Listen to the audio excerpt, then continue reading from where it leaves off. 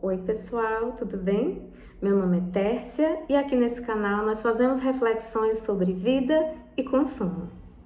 No vídeo de hoje eu vou trazer para vocês as estratégias que eu estou desenvolvendo para conseguir alcançar o meu objetivo.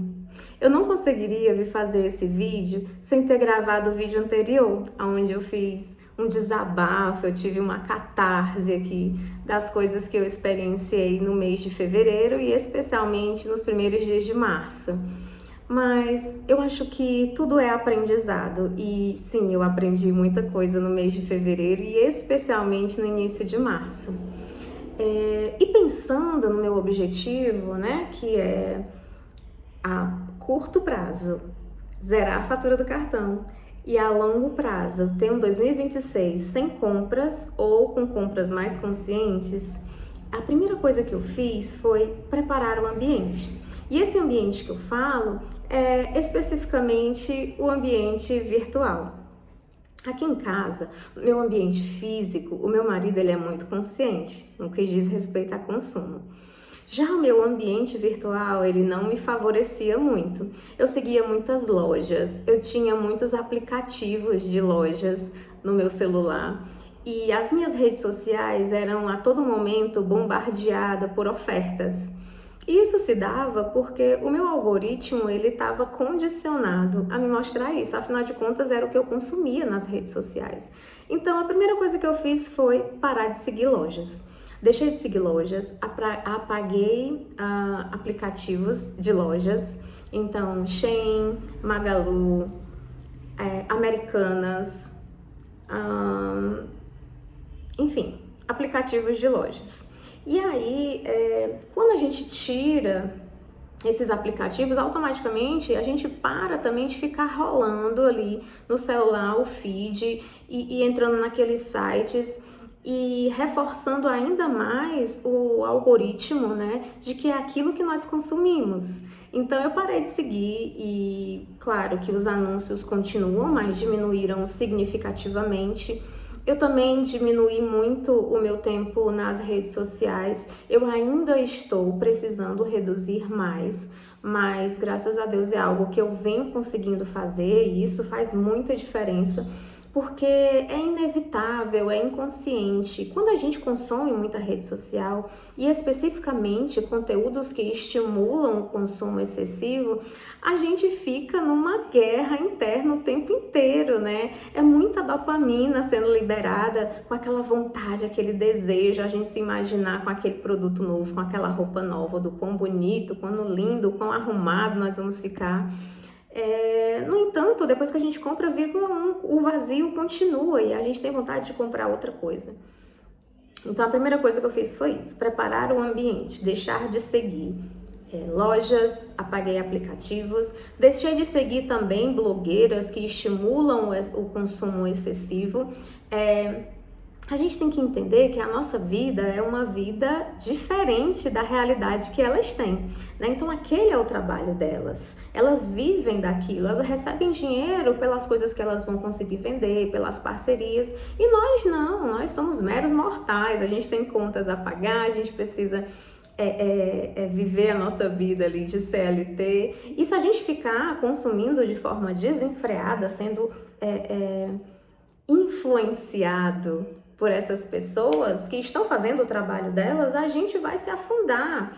E a gente tem que fazer um esforço mesmo, sabe? É um exercício diário de pensar, essa não é a minha realidade. Aquela blogueira que tem não sei quantas bases, 5, 6 bases, ela recebe aqueles produtos, ela ganha, ela faz parceria e não é a nossa realidade. Nós não somos blogueiras, né? Nós somos CLT, vida real. Então, primeira estratégia, preparar o ambiente. E isso serve para o físico e espiritual. Se aí na sua... virtual. E aí se na sua casa você tiver mais alguém que vive nesse ciclo vicioso da compra excessiva, das compras excessivas, converse com essa pessoa também, envolva ele também ou ela nesse processo, né? Porque quando todo mundo tá junto no mesmo propósito, as coisas ficam muito mais fáceis esse processo fica mais fácil de ser vivido, tá certo? Vamos lá. A segunda estratégia que eu usei foi estipular dias da semana que eu não posso comprar. Então, por exemplo, para mim, segunda, terça eu não compro nada, porque normalmente eu fiquei em casa fim de semana e aí foi quando eu consumi mais rede social e pode ter aparecido mais tentações. Então na segunda eu posso ficar ansiosa para comprar aquela coisa que eu vi na rede social durante o fim de semana. Então na segunda eu não compro. Terça eu também não compro, porque essa ansiedade, essa sensação pode se estender também até terça. Quarta, eu posso comprar mais coisas essenciais.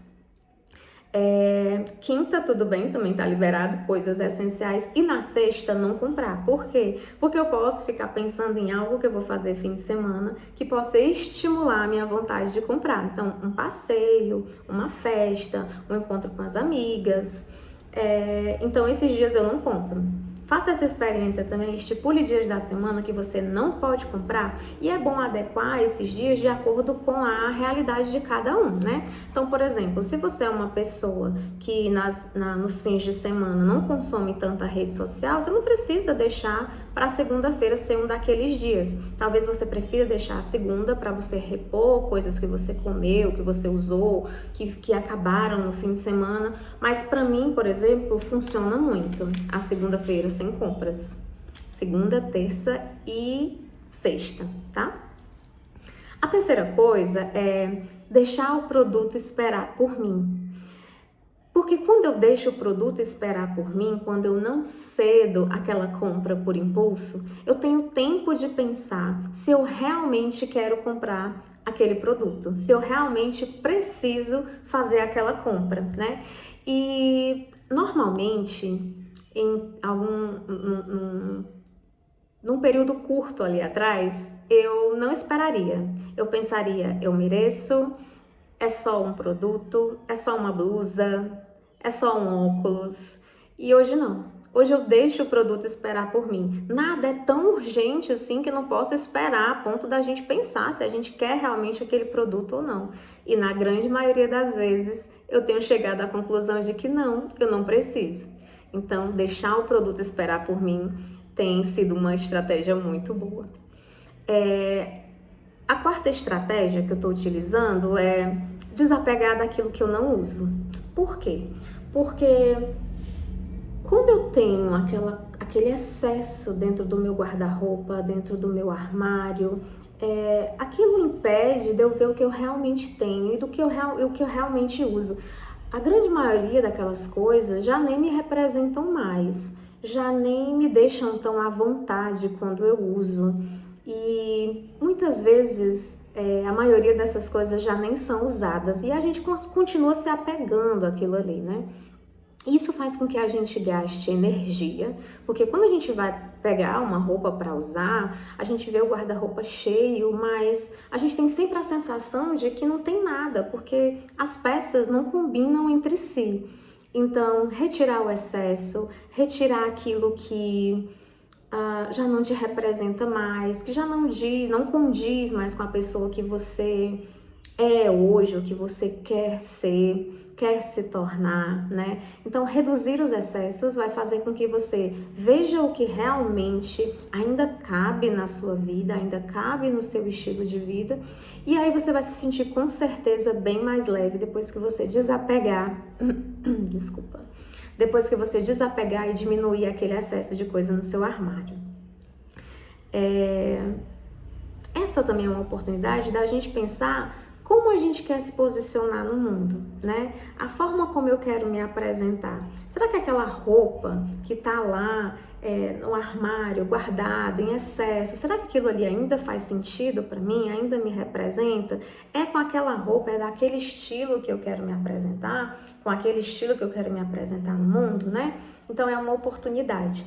Além de ficar muito claro pra gente o que nós temos de verdade, né? A quantidade de coisa que nós temos, a quantidade de sandálias que nós temos, e isso faz com que nós consigamos pensar de forma mais racional quando vier aquele impulso de comprar. porque você vai ter visto tudo que você tem no seu guarda-roupa. E aí, então, se você chega à conclusão de que você tem 5 sandálias pretas, para que você vai comprar mais uma? Se você viu que você tem 4 sandálias nudes, para que você vai comprar mais uma? Não seria melhor a gente aproveitar aquilo que a gente tem e até desapegar, abençoar outras pessoas com aquelas coisas que ainda estão em bom estado e que porventura você não usa mais? Porque vamos pensar bem, né, gente? Quando a gente vai fazer um desapego, quando a gente vai fazer uma doação, a gente vai colocar para doação coisas que ainda estejam em bom estado de conservação. Aquilo que eu facilmente usaria e que eu só não uso mais porque não diz mais, não condiz mais com o meu estilo hoje, por exemplo, né? Então a gente tem que ter essa consciência também. Outra coisa que tem me ajudado é estudar sobre minimalismo. Então, nessa minha trajetória de mudança de pensamento, né, que não é do dia para a noite, principalmente a mudança de hábito, né, ela não acontece do dia para a noite, porque são anos que a gente vem vivendo naquele mesmo padrão. Então, mudar um padrão de comportamento que você tem apresentado desde a sua infância, desde a sua adolescência, é muito difícil. É um exercício diário e não é de forma espontânea, é mecânica mesmo, sabe? Tipo, quando eu vejo um produto bonito, uma roupa, uma sandália, os meus olhos brilham e aí eu tenho que, pisar no freio de forma consciente, fazendo um exercício mesmo em pensar, opa, você está fazendo um propósito que tem um objetivo que vai contra essa ação, né? Então a gente pisa no freio. E estudar sobre minimalismo durante esse processo tem me ajudado a entender que o minimalismo não é sobre escassez, que minimalismo não é sobre privação. Pelo contrário, que minimalismo é a gente ver o quanto a gente é próspero com aquilo que a gente tem hoje. É a gente valorizar aquilo que a gente tem, é cuidar, é conservar aquilo que a gente tem. Afinal de contas, foi tempo, foi dinheiro investido, né? Foi o seu trabalho investido e convertido naquele objeto. Então, aquilo ali tem muito mais do que um valor monetário. O nosso tempo, ele não tem preço, gente. Por mais que quando a gente trabalhe, a gente receba pelo tempo que a gente trabalhou, mas são horas de vida, é força vital que a gente gasta com aquilo ali, sabe? Então a gente precisa realmente utilizar aquilo que a gente tem, gastar o nosso dinheiro com propósito e não de forma impensada, sabe? A gente tem que pensar que o nosso dinheiro, ele tem que agir em nosso benefício, que nós temos que aproveitar o nosso dinheiro, né? E não viver em função disso, sermos escravos do nosso dinheiro. O nosso dinheiro é para nos beneficiar e não para nos desgastar, né? O minimalismo, ele tem trazido para mim também um pensamento de prosperidade, sabe? De ver o quanto eu tenho, de ver o quanto eu sou grata por aquilo que eu tenho, de ver que eu tenho até mais do que eu preciso. E aí, se você me perguntar, Tess, agora você é minimalista? Não, eu não sou minimalista. Eu tô longe de ser minimalista, mas eu quero me tornar uma. Então, desde já, eu já quero agir como se eu fosse uma pessoa minimalista, pensando 2 vezes antes de colocar um produto a mais na minha casa, um produto de plástico que vai ter um impacto direto no meio ambiente. É o mundo que nós vamos deixar para os nossos filhos, para os nossos netos. Então a gente tem que pensar nisso também, na nossa responsabilidade social. E por falar em responsabilidade social, fazer esses vídeos aqui no YouTube tem me feito refletir também que a gente vem para esse mundo muito mais do que para nascer, crescer, reproduzir, morrer, né? A gente vem para se ajudar, a gente vem para ajudar uns aos outros, para abrir os olhos uns dos outros. Então, o que o outro não consegue enxergar, Por que eu não posso ajudar, né? Então, por esse motivo é que eu tô vindo aqui dividir com vocês a minha experiência nessa trajetória, em busca de ser uma pessoa minimalista. E eu peço desculpas se o vídeo não tá na melhor qualidade, se o áudio não tá tão bom quanto eu gostaria, mas eu falei no vídeo anterior que eu tô aqui para aprender, né? E eu tô aqui aprendendo.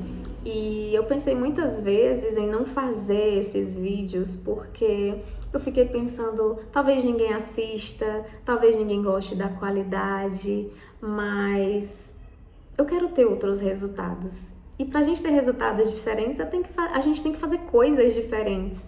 Então, ao mesmo tempo que eu tenho pensado a respeito da qualidade do vídeo, eu tenho tentado estudar, né, para entender um pouquinho mais sobre edição, sobre imagem, iluminação.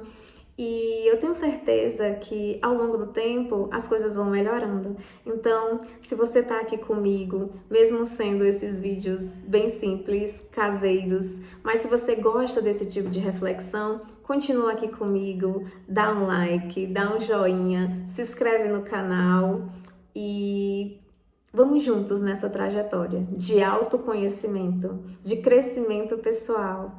Tá certo? Então, se você gostou, deixa o seu joinha, se inscreve no canal e até o próximo vídeo. Tchau!